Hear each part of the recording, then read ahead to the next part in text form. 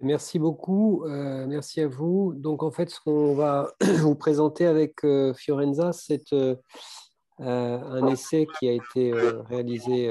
Alors ce qui serait bien, c'est que ceux qui ne parlent pas coupent leur micro, sinon il y a du retour. Donc en pratique, c'est un essai qui a été réalisé en Europe sous l'égide du centre de référence avec l'ensemble des acteurs européens de l'aplasie médulaire. Et donc ça, c'est la vision un peu globale. Et ensuite, Fiorenza vous fera part de son expérience locale d'un centre qui a participé à cette étude et de voir comment on peut arriver à faire de belles choses ensemble. Donc en pratique, je vais vous parler vraiment là du traitement, des nouveautés de traitement dans l'aplasie médulaire idiopathique, hein, donc dans l'aplasie médulaire auto-immune. Il y a du retour là, je Oui, me permets de... Ouais, il faut Est-ce vraiment que vous couper les pouvez micros. fermer vos micros? J'arrive pas à trouver la personne qui a son micro ouvert pour le fermer, mais ce serait. Merci à vous d'avance. Voilà. Donc, on a vraiment dans cette journée, vous avez vu au départ avec Flore qui a fait la physiopathologie, on a envisagé dans l'aplasie les formes constitutionnelles, donc génétiques, hein, familiales, et puis les formes acquises. Donc là, on va vraiment parler du traitement des formes acquises. Et vous avez vu qu'avant, Jean-Hugues vous a parlé du traitement de greffe. Là, on va vraiment parler du traitement immunosuppresseur. Donc là, on va parler des patients qui ne sont pas éligibles à la greffe. Donc finalement, il n'y en a pas tant que ça, hein. Ceux qui ne sont pas éligibles à la greffe, ça veut dire soit des patients qui ont plus de 40 ans au départ au diagnostic d'aplasie, ou alors des patients qui sont jeunes mais qui n'ont pas de donneur compatible en première intention. Donc là, en pratique, quand on prend cette maladie, voilà l'algorithme qu'on a développé tout autour de cette journée et du reste. Hein, c'est un algorithme qu'on continue à respecter, c'est ce que Jean-Hugues vous a expliqué. Soit patient à moins de 40 ans, il a un donneur dans la famille qui est compatible et il n'y a absolument aucune raison de ne pas le greffer. Soit le donneur a plus de 40 ans, ou alors le receveur n'a pas de donneur compatible dans la famille. Et là, pour le coup, la case classique depuis 40 ans, c'est le traitement par séromentine lymphocytaire et cyclosporine. Alors, quel est le but de ce traitement? Alors, je n'ai pas beaucoup insisté là-dessus, parce qu'encore une fois, je vous l'ai dit dans mes présentations, je voulais absolument qu'on puisse surtout discuter. Mais en gros, ce qu'on se dit, c'est comme c'est une maladie auto-immune, on va détruire le système immunitaire. Le sérum anti-lymphocytaire porte bien son nom. Dans le système immunitaire, il y a les globules blancs, ce sont eux qui sont responsables de l'immunité. Et dans les globules blancs, il y a une cellule en particulier qui est le lymphocyte, et c'est lui qui, dans l'aplasie médulaire idiopathique, attaque la moelle et la détruit. Donc le sérum anti-lymphocytaire, ça a beaucoup de sens. On va détruire la cellule qui est déréglée, qui a tendance à se comporter de manière aberrante puisqu'elle attaque le patient alors qu'elle devrait le protéger. Et puis évidemment, si on fait que ça, si on fait que du sérum anti-lymphocytaire, si on ne fait que détruire les lymphocytes, qu'est-ce qui va se passer? Il va se passer qu'évidemment, quand on détruit les lymphocytes, il y a une nouvelle vague qui va arriver. Hein, et si elle arrive sans traitement préalable, eh bien, on sait que cette nouvelle vague va aussi attaquer, va se reproduire, enfin les mêmes causes avec les mêmes effets, hein, c'est toujours pareil. Les mêmes effets entraînent les mêmes causes, entraînent les mêmes conséquences. Et donc, si on ne donne pas de cyclosporine, les cellules qui vont arriver, qui vont se refaire, eh bien, vont pas être éduquées, vont pas être tolérantes, pour le mot qui était employé tout à l'heure, et donc vont recréer la maladie. Donc, c'est pour ça qu'on associe le sérum anti-lymphocytaire, détruire les cellules malades, avec de la cyclosporine pour que les nouveaux lymphocytes, les lymphocytes jeunes, tolèrent le corps du patient et tolèrent notamment la moelle pour éviter que la maladie revienne. Alors, ce sérum anti-lymphocytaire cyclosporine, je vous l'ai dit, ça a 40 ans. Et ça fait 40 ans qu'on traite les malades avec cette approche. Et ça fait 40 ans qu'on attend en gros, j'ai envie de dire, 60 à 70% de réponses et 30% à 40% de patients qui ne répondent pas. Et c'est si on ne répond pas qu'on peut éventuellement envisager la greffe. Voilà. Alors évidemment, on a essayé, comme vous pouvez l'imaginer, d'améliorer cette plateforme en 40 ans. On a essayé soit d'utiliser d'autres drogues. Alors, vous voyez, on a utilisé des androgènes et des corticoïdes. C'est les premières qui sont décrites en orange sur cette diapositive, et ça n'a pas fonctionné. C'est-à-dire qu'on n'a pas réussi à, à augmenter le taux de réponse. Et puis ensuite, on s'est dit, bon, essayons d'autres médicaments comme le cyclophosphamide. C'est un médicament qu'on utilise beaucoup en greffe de moelle, qui est immunosuppresseur. Ça marche bien aussi dans les rénales. Donc on s'est dit, essayons cette drogue à forte dose ou à dose modérée, donc c'est les verts. Et là encore, on n'a pas réussi à améliorer le taux de réponse. Et puis, finalement, eh bien, on s'est dit, on va, comme c'est une maladie auto-immune, rajouter à la plateforme SAL Cyclo. On a tendance toujours à utiliser le sérum antilymphocytaire, on appelle ça du SAL. Et quand je dis cyclo, c'est pour cyclosporine. Et en fait, on s'est dit, on va rajouter un autre traitement immunosuppresseur en plus, parce que si c'est une maladie auto-immune, plus on mettra d'immunosuppresseurs, plus ça va répondre. Et donc, on a rajouté d'abord le mycophénolate mofétyl, qui est aussi un médicament qu'on utilise beaucoup en greffe, l'acide mycophénolite, peu importe à quoi ça sert, mais en gros, on l'a fait, c'est les Américains qui l'ont fait avec un essai très propre, comme ce que je vous disais ce matin, randomisé, où on a tiré au sort ceux qui le recevaient ou ceux qui ne le recevaient pas, qui ont donc été traités avec un traitement standard, plus ou moins ce traitement en plus, avec des malades qui ont été traités au même moment, dans le même hôpital, avec les mêmes façons de faire.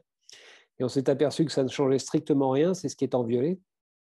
Et puis, eh bien, on a aussi fait avec le sirolimus, qui est encore un autre médicament, et puis la rebelote, on s'est randomisé de phase 3, on a tiré au sort, on a fait les choses correctement, et on s'est aperçu que ça ne changeait rien. Et donc, vous voyez un petit peu, pendant 40 ans, dans cette maladie rare, l'énergie dépensée à faire des essais randomisés, robustes, propres, sans effet bénéfique pour le patient, donc c'est assez frustrant. Et puis le dernier essai qu'on a fait, nous, en Europe, c'était de se dire, finalement, dans cette maladie, est-ce qu'on n'aurait pas intérêt à ce que les globules sortent plus vite? Et donc, on a fait sur la plateforme SAL Cyclo, eh bien, ajouter du GCSF, et donc qui est un facteur de croissance. Et donc, là encore, on a fait bien en termes randomisés, on l'a fait encore plus robuste, puisqu'on a fait du multicentrique, c'est-à-dire que ce n'était pas un seul centre, mais une quinzaine de centres européens qui ont fait ça, qui ont participé à cet essai. Donc, ça rend encore plus les choses plus robustes dans le résultat, puisque ça veut dire que c'est valable dans plusieurs centres. Et ça a été négatif. Bon. Donc, tout ça est-il que jusqu'il n'y a pas si longtemps, eh bien, en fait, rien n'améliore la forme de la cyclosporine, avec toujours entre 50 à 60% de réponse et entre 40 à 50% de réfractaires. Bon. Et puis, en fait, il y a à peu près 4 ans, eh bien, les Américains ont publié ce papier en montrant un nouveau médicament qui est en fait l'eltrombopag, qui est au départ un agoniste du récepteur de la thrombopoïétine. Alors là, je vous parle chinois. Mais ça veut dire qu'au départ, ça stimule les plaquettes. Et on s'est aperçu, en fait, en regardant au laboratoire, que cette molécule était aussi capable de stimuler les cellules souches hématopoïétiques. Et donc, à la différence du GCSF, elles étaient capables de stimuler de manière beaucoup plus précoce la reconstitution du sang, de manière beaucoup plus précoce et de manière beaucoup plus homogène, c'est-à-dire d'être capable, si on stimule la cellule souche, de fabriquer à la fois des plaquettes, des globules blancs et des globules rouges. Et puis, comme toujours, bien sûr, on avait derrière la tête un effet possiblement néfaste, qui est que quand on stimule dans une maladie où il n'y a déjà pas beaucoup de cellules, le risque, c'est possiblement de développer des dérapages de cette cellule souche et donc d'induire des anomalies clonales, ou en tout cas des anomalies qu'on appelle leucémie ou myélodysplasie. Et donc, on était un peu entre deux, pour vous dire au départ, en se disant, est-ce que ça va vraiment rendre service aux malades? En sachant quand même, ça revient à ce que je vous ai dit tout à l'heure, ce matin plutôt, c'est qu'on avait déjà noté que chez des patients qui étaient réfractaires à tous les traitements, ça marchait bien. Et ça avait déjà fait l'occasion d'une publication dans une très bonne revue qui avait montré, et c'est maintenant ce qu'on utilise beaucoup chez les patients qui sont réfractaires à l'immunosuppression par SAL Cyclo, qui avait montré que les patients, ça permettait au moins pour un patient sur 2 de ne plus être transfusé, et pour un patient à 2 patients sur 5 d'avoir une réponse complète, c'est-à-dire d'avoir de très bons chiffres malgré ne pas avoir répondu à aucun traitement avant. Et donc, comme je vous ai dit ce matin, quand un médicament marche chez qui rien ne marche, on a envie de le mettre en première ligne. Donc, c'est ce qu'ont fait les Américains, donc c'est cette étude, où vous voyez, ils l'ont mis de différentes façons. Ils ont pris donc le traitement standard, qui est le SAL cyclosporine, et ils ont rajouté à cette plateforme de traitement standard l'eltrombopag, c'est son nom, à ce stimulant de la cellule souche hématopoïétique, soit pendant 6 mois, soit pendant 3 mois, soit le dernier bras qui est ici, dès le début du SAL, pendant 6 mois.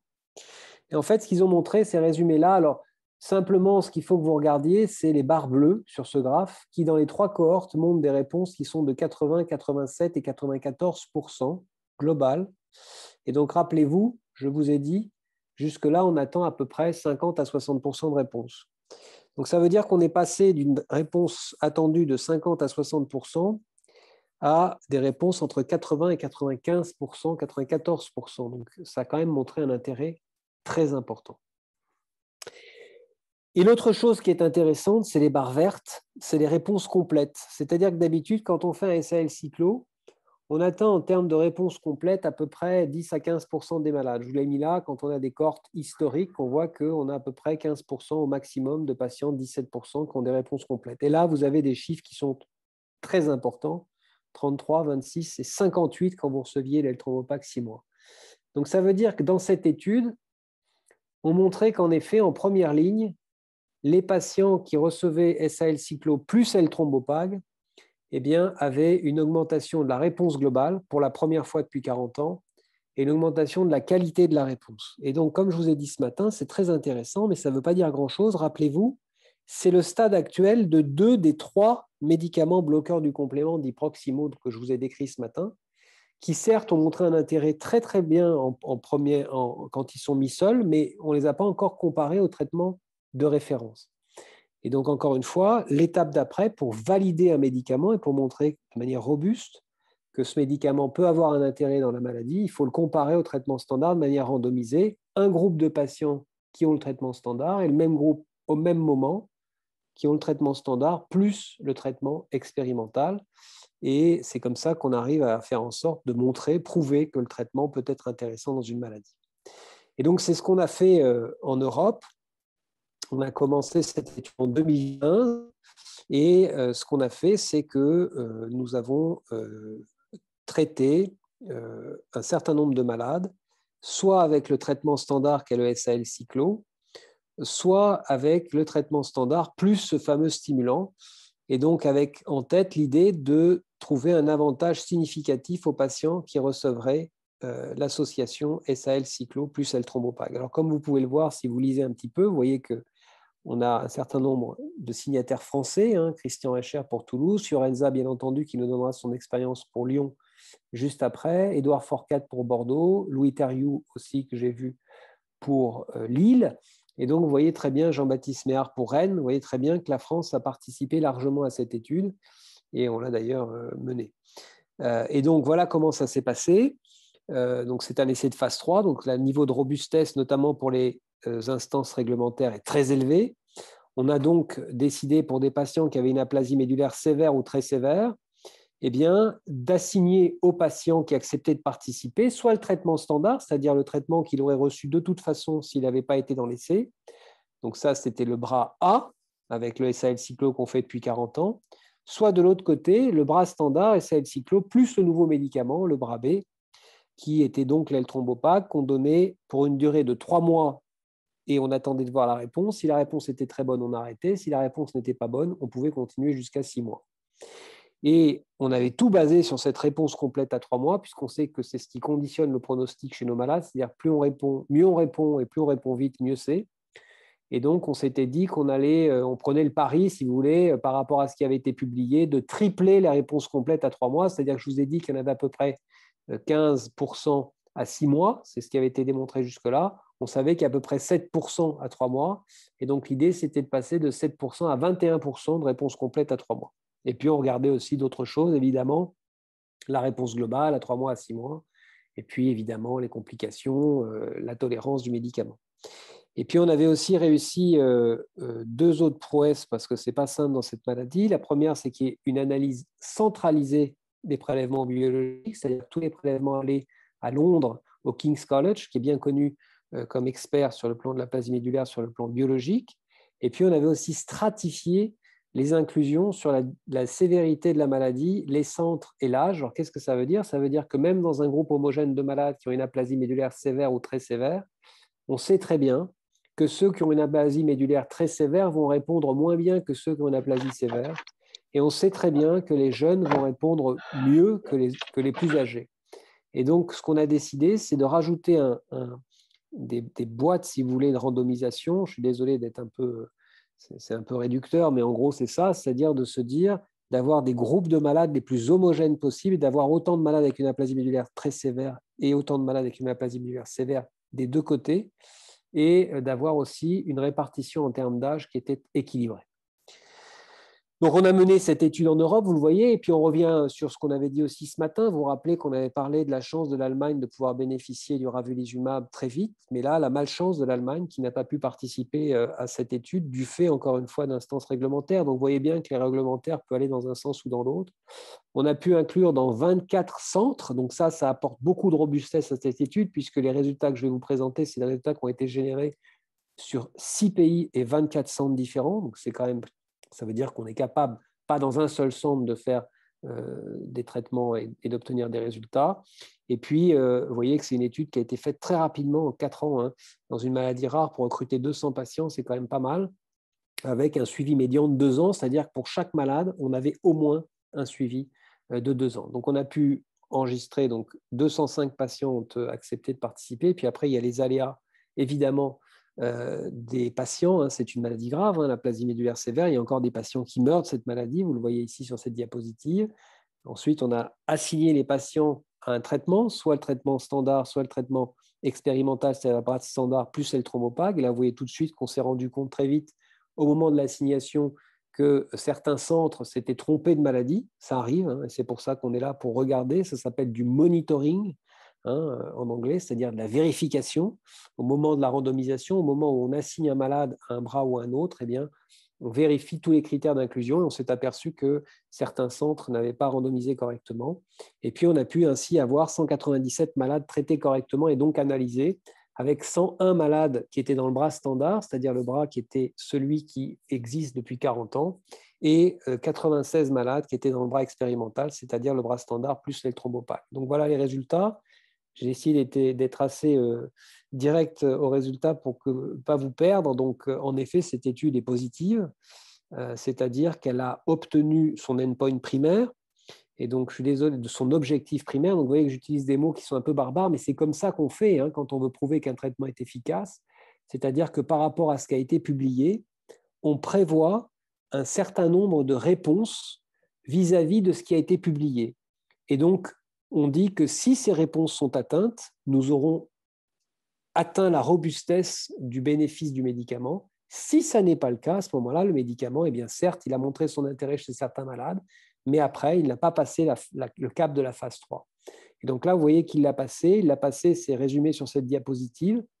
Vous voyez que, eh bien, en bleu, à 3 mois, alors ce n'est pas 7 versus 21, c'est 10 versus 22, mais ça reste significatif, c'est-à-dire que ça reste un bénéfice vis-à-vis du malade. Et vous le voyez ici, quand on était traité par L-Trombopag, en gros, odd ratio, qu'est-ce que ça veut dire? Ça veut dire qu'on avait quasiment 4 fois plus de chances de répondre que quand on était traité dans le traitement standard. Et vous voyez ici les résultats globaux. Dans le bras standard, je vous avais dit 50-60%, ben là, c'était plutôt 45% de réponse globale. Et dans le bras expérimental, 72% de réponse globale. Donc, vous voyez que dans cet essai, on a réussi à augmenter la réponse globale d'environ 25% à 6 mois. Et on est passé de l'ordre de 45% à 72% de réponse. Et donc, évidemment, c'est un bénéfice très important pour les malades, puisqu'on a augmenté pour la première fois depuis 40 ans de manière significative les réponses aux traitements immunosuppresseurs. Évidemment, c'est bien d'augmenter la réponse, mais c'est mieux quand ça n'entraîne pas de surtoxicité chez les patients. Donc, c'est pour ça qu'on avait aussi une surveillance extrêmement rapprochée des effets secondaires dans les 2 groupes de malades. Et vous voyez qu'on a pu montrer qu'il y avait une différence de 10 effets secondaires en plus dans le bras expérimental sur les 280 qui ont été rapportés. Donc, autant vous dire que ça n'est pas significatif. Qu'il y avait moins de morts dans le bras expérimental que dans le bras standard, mais là encore, ça n'était pas significatif. Et qu'il y a eu le même nombre de greffes dans le bras expérimental que dans le bras standard.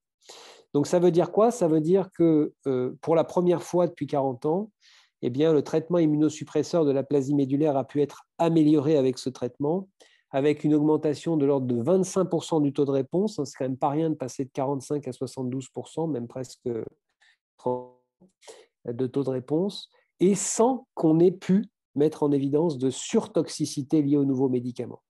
Donc tout ça pour vous dire que le SAL cyclorévolate devient le traitement désormais standard mondial du traitement de l'aplasie médulaire sévère à partir de cette étude, et qu'on a aussi réalisé des études plus poussées. Je vous ai dit qu'il y avait une centralisation des prélèvements. Je n'ai pas voulu rentrer dans les détails parce que je n'ai pas voulu compliquer, mais sachez que même au niveau moléculaire, on a été étudier les chromosomes et les gènes de ces patients qui ont été traités et il n'y avait pas plus d'anomalies dans un bras que dans l'autre. Alors, je vous dis ça, mais néanmoins, il y a quelque chose qu'on ne pourra jamais apprécier avec cette étude, c'est les risques à long terme. Alors ça, c'est comme le vaccin, je sais qu'il y a beaucoup d'antivax qui racontent qu'avec le mRNA messager, on n'a pas le suivi à long terme. Néanmoins, on sait qu'avec le RNA messager qu'on a utilisé dans d'autres situations, on a quand même un suivi qui est relativement long et que du coup, le bénéfice-risque est plus en faveur du vaccin. Là, c'est pareil. On a un suivi qui fait que pour certains malades, on sait que le bénéfice-risque est en faveur de ce traitement. Ces malades-là, c'est les plus graves. C'est-à-dire que les malades qui ont une aplasie médulaire très sévère ou les malades qui ont plus de 40 ans, c'est ceux qui ont souvent le taux de réponse le plus faible, il n'y a pas de doute à avoir, il faut leur proposer le traitement. Pour les autres, on a assez d'arguments pour dire qu'à court terme, de toute façon, c'est le meilleur traitement. Par contre, à moyen ou long terme, vous pouvez quelquefois nous voir hésiter. Non pas qu'on ne pense pas que ce soit un bon traitement, non pas qu'on ne pense pas que la robustesse des données générées n'est pas parce que c'est nous qui les avons générées, mais parce que le moyen pour les générer est ce qu'il y a de plus propre en médecine, mais simplement parce qu'il y a des données qu'on n'a pas encore. Et donc, c'est pour ça qu'on peut être amené quelquefois à se restreindre dans cette prescription, non pas qu'on ne veuille pas faire bénéficier les patients de cette trouvaille, mais simplement parce qu'on attend quand même encore un peu de follow-up. Et là, il y a un papier qui va sortir des Américains, puisqu'ils ont commencé plus tôt, avec le suivi au long terme de ces malades et qui montre qu'il n'y a pas plus d'anomalies. Donc, on est quand même de plus en plus rassurés. Mais voilà, encore un peu de temps pour le donner à tout le monde, mais néanmoins, ce sera le nouveau traitement de l'aplasie médulaire désormais. Donc voilà ce que je voulais vous dire. Merci en tout cas à tous de m'avoir écouté. Merci aussi évidemment à tous ceux qui participent. Et je vous propose maintenant de donner la parole à Fiorenza, qui va vous donner l'expérience d'un centre de l'étude, puisque Lyon était un des 24 centres, et pour vous dire comment ça se passe en fait en local et comment ça se passe quand on a à gérer ce type d'études dans la pratique quotidienne. Donc, bonjour à toutes et à tous. Alors d'abord, je voudrais remercier l'organisation pour cette journée qui est toujours extrêmement intéressante. Tous les médecins qui participent, bien entendu. J'en profite pour remercier le centre de référence de Saint-Louis parce que c'est vraiment toujours très agréable de parler, de discuter avec eux de dossiers particuliers, de présenter des dossiers et d'avoir de l'aide de leur part quand on en a besoin. Je remercie aussi mes collègues de Lyon qui, comme je suis d'astreinte aujourd'hui, ont été voir les patients à ma place. Donc ça, c'est sympathique de leur part. C'est vraiment très gentil. Alors, en pratique, à Lyon, pour le protocole RACE, nous avons inclus 10 patients. Bon, je suis d'une génération où j'ai fait mon internat en hématologie sans traiter par Soliris les patients HPN et sans L-thrombopag pour les patients avec une aplasie médulaire et où la greffe et les soins de support en général étaient quand même un petit peu moins avancés que maintenant. Donc, je suis extrêmement enthousiaste de tout ce qui peut donner des améliorations et il y en a eu quand même énormément, je trouve, ces dernières années dans ces pathologies. Donc, quand on m'a proposé de participer à ce protocole, j'ai immédiatement dit oui, bien entendu. La participation à un protocole, c'est très preneur en termes de temps. Ça demande quand même qu'il y ait des personnes autour du médecin de l'étude sur place qui participent et qui travaillent beaucoup, et en particulier les personnes qui coordonnent tout ce qui est administratif. Donc, les attachés de recherche clinique en particulier, ce sont des personnes qui sont très, très précieuses, surtout quand elles travaillent très, très bien. Et moi, j'ai la chance d'avoir une attachée de recherche clinique qui est extraordinaire, qui s'appelle Aline Prère.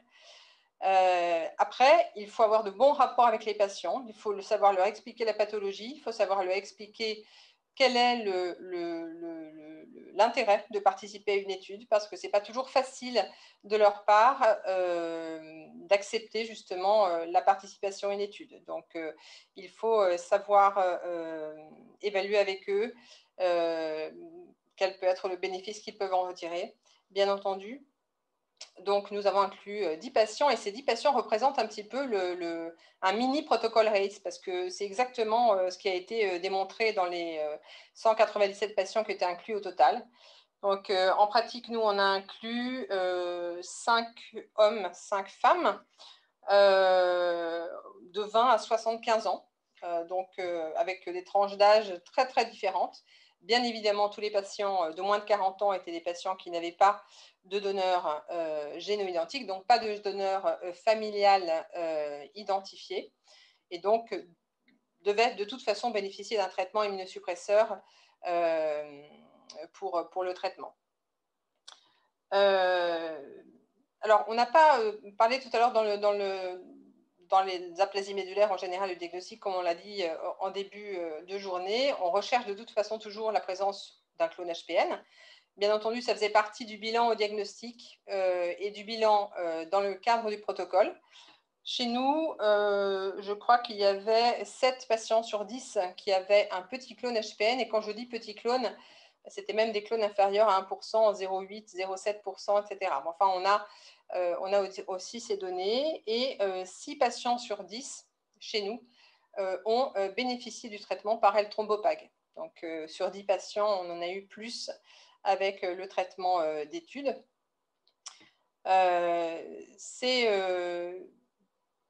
Donc, toute la partie de préparation, disons, quand on commence à proposer un traitement dans un essai thérapeutique, est très, très important. Le patient doit, bien entendu, avoir certaines contraintes de suivi pour éventuellement bénéficier d'un nouveau traitement. Et chez nous, on a pratiquement exactement les mêmes chiffres donc dans notre petite population que ceux qui ont été retrouvés avec les patients, les 197 patients qui ont été étudiés. C'est-à-dire qu'à 3 mois, 2 patients sur 10 étaient en rémission complète. Et à 6 mois, j'ai revu ça tout à l'heure, mais effectivement, 5 patients sur 10 étaient en rémission complète à 6 mois. Actuellement, ce sont tous des patients qui continuent leur suivi, qu'on continue à voir, sauf une patiente qui est partie vers un pays étranger et dont malheureusement nous n'avons pas de nouvelles. Mais tous les autres patients continuent leur suivi de façon très très régulière dans le centre, et donc nous aurons de toute façon les données à moyen et j'espère à long terme. En ce qui concerne l'aplasie médulaire en général et le traitement de l'aplasie, ce qu'il faut dire aussi, c'est que ces dernières années, il y a eu énormément d'améliorations en ce qui concerne les soins de support. L'indication transfusionnelle, comment dire, et de toute façon la prise en charge globale du patient, en dehors de tout traitement spécifique de cette hémopathie. Il y a aussi une nette amélioration à ce niveau-là, et je pense que ça, c'est très important quand même de le mettre en avant. Puisque le support transfusionnel, la chélation du fer, les traitements antibiotiques, la surveillance du patient, tout ce qui peut, disons, améliorer la prise en charge et l'efficacité des traitements est en train de s'améliorer un petit peu partout. On a la possibilité justement d'accéder à une prise en charge plus pluridisciplinaire.